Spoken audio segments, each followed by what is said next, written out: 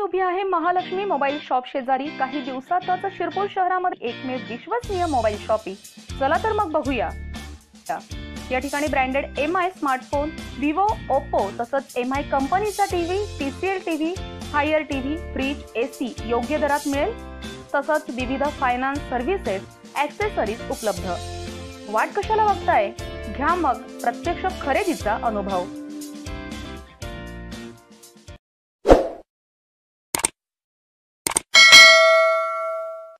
गुजरातसह महाराष्ट्रातील अनेक शहरात मकर संक्रांतीच्या पार्श्वभूमीवर दरवर्षी पतंग बाजारातून लाखोंची उलाढाल होत असून अनेकांना रोजगार उपलब्ध होतो।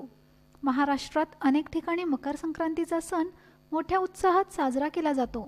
संक्रांतीच्या दिवशी पतंगोत्सव साजरा करण्यात येतो। यामुळे शहरातील पतंग बाजारातून दरवर्षी लाखोंची उलाढाल होते। मात्र यावर्षी कोरोनामुळे पतंग बाजारालाही फटका बसला असून विक्रीत निम्म्याने घट झाली असल्याची माहिती पतंग विक्रेते यांनी दिली आहे। तर गेल्या 4 दिवसांपूर्वी नाशिक, नंदुरबार जिल्ह्यात झालेल्या अवकाळी पावसामुळे पतंग प्रेमींच्या उत्साहावर पाणी फेरले गेल्याने बाजारात फारशी गर्दी दिसून येत नसल्याचे चित्र आहे। यामुळे पतंग विक्रेत्यांमध्ये निराशा दिसून येत आहे।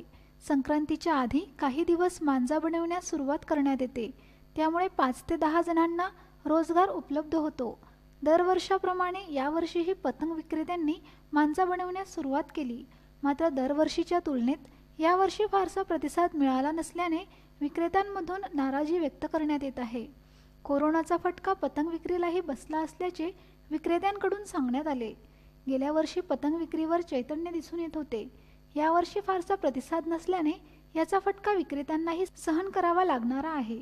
असे असले तरी पतंग उडवण्यासाठी युवा वर्गाकडून पतंग, मांजा व इतर साहित्य खरेदी केली जात आहे। गेल्या काही दिवसांपासून आकाशात रंगीबेरंगी पतंग दिसून येत आहेत। इस साल कोरोना महामारी के वजह से ये कोरोना महामारी की वजह से ज़्यादा गिराकी में भी फर्क गिरा है। गिराकी ज़्यादा है नहीं ये साल, वो ज़्यादा भाव बढ़ा है। ज़्यादा भाव बढ़ा है, भाव भी बहुत है। लोगों के पास काम नहीं, कुछ नहीं, ये नहीं, इसके लिए थोड़ी बहुत तकलीफ भी जा रही है।